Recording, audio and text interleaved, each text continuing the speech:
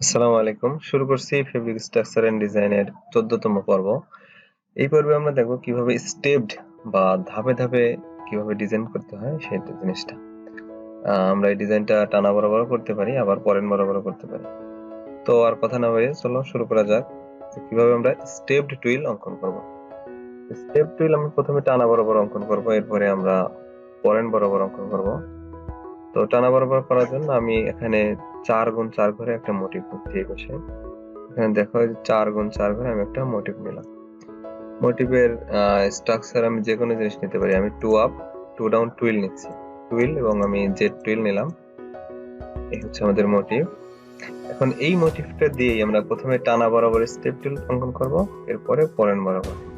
এই সুতাগুলোকে যদি আমি মার্কিং করি তাহলে 1 2 3 4 আমি দিয়ে দেই। হ্যাঁ, দেখো এখন এই মোটিভটা নিয়েই আমাদের টানা বরাবর আমাদের স্টেপ টুইল অঙ্কন করব। এখানে যেহেতু 4টা ঘর আছে, তো 4 এ 16টা সুতা আমাদের নিতে হবে। আমি যদি এই বরাবর নেই তাহলে কেমন হয়? এই হচ্ছে 16, আমি টানার দিকে 16টা নিলাম, কারণ এই 4-এর স্কোয়ার নিতে হবে। 4 এ 16, আর পরের দিকে অবশ্যই 4টা সুতা। তো এই সুতাগুলোকে আমি প্রথমবার 1 2 3 4, এই 4টা মোটিভ আমি সরাসরি এখানে বসায় দেবো। কিন্তু এখন কথা হচ্ছে স্টেপড কেন বলতেছি? স্টেপড হচ্ছে এই 4-এর পর থেকে এই 1 নাম্বার সুতাটাকে বাদ রেখে 2 3 4 আগে দেব, তারপরে 1 দেব। অর্থাৎ আমি দেখাই 2 3 4 আবার এই 1, অর্থাৎ এই একটা সুতা আমি পরবর্তীতে দিয়ে দিলাম, একটা ধাপ আমি পরে পাঠিয়ে দিলাম। 2 3 4 1। এখন কি হবে? এই 3 এরপরে হচ্ছে দেখো 1 2 থেকে শুরু হয়েছে, 3 4 1 2 3 4, এরপরে 1 2, ঠিক আছে? এরপরে আবার 4 1 2 3। তো দেখো আমি ফার্স্টে সুতাগুলোকে সাজিয়ে নিলাম টানা বরাবর, আমি ধাপে ধাপে সাজিয়ে নিলাম। এখন আমি মোটিভগুলো বসাবো। দেখো আমাদের যদি মূল মোটিভটা বসে 1 2, আমাদের স্টেপ টুইল অঙ্কন করলাম, জাস্ট মোটিভটাই আমাদের এখানে বসলো।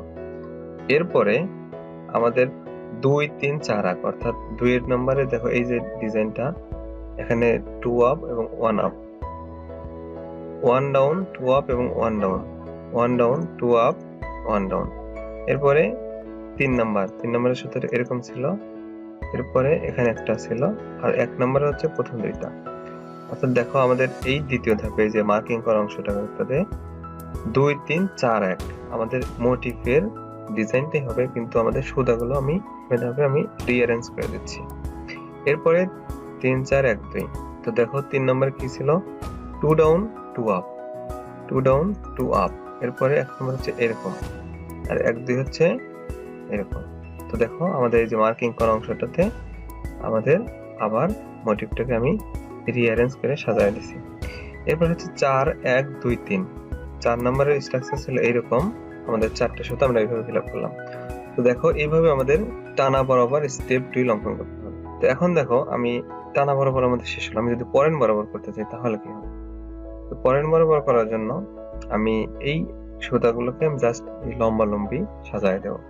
দেখো আমি সাজাতেছি, আমি এই পাশে ডিজাইনটা করবো, এই জন্য আমি সাজাচ্ছি। দেখো 1 2 3 4। আমি সুতাগুলো কিভাবে সাজিয়েছিলাম? 1 2 3 4, তারপর 2 3 4 1।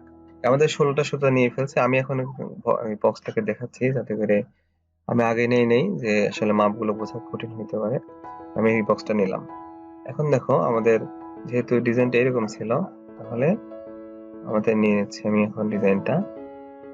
ফার্স্টে আমাদের মোটিভ ছিল এরকম। তো দেখো আমাদের এই দিকে যেহেতু আমাদের পয়েন্ট বরাবর করতেছি, আমাদের 2 নম্বর সুতাটা কি আছে? যেহেতু 2 1 2 এদিকে যাচ্ছে।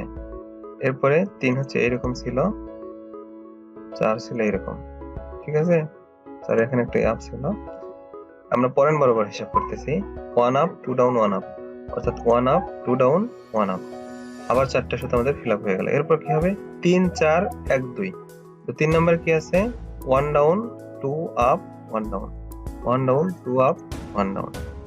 এরপরে 4 নাম্বার সুতা হচ্ছে এরকম ছিল, 1 নম্বর হচ্ছে এরকম, এবং 2 হচ্ছে 1 2 2। তো দেখো আমাদের তৃতীয় ধাপটাও শেষ হয়ে গেল এবং চতুর্থ ধাপ হচ্ছে আমাদের 4 1 2 3 4 1 2 3। তো 4 নাম্বার কি ছিল?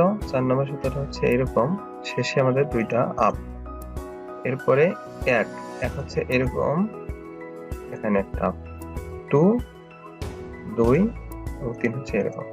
সো দেখো আমি প্রথমে টানা বরাবর করছি এবং পয়েন্ট বরাবর করছি। টানা বরাবরের ক্ষেত্রে টানা বরাবর আমাদের আপ ডাউন দেখতে হবে এবং ওইভাবে আমাদের সুতাগুলো সাজাতে হবে, এবং পয়েন্ট বরাবরের ক্ষেত্রে আমাদের হরিজন্টালি অর্থাৎ পয়েন্ট বরাবর আমাদের সুতাগুলো আপ ডাউন মিলায় আমাদের কাজ করতে হবে। যাই হোক, আশা করি সবাই বুঝতে পারছো। যদি কারো কোনো প্রশ্ন থাকে কমেন্ট বক্সে প্রশ্ন করতে পারো। দেখা হবে নতুন করে ভিডিও। সে পর্যন্ত ভালো থাকবেন, সুস্থ থাকবেন।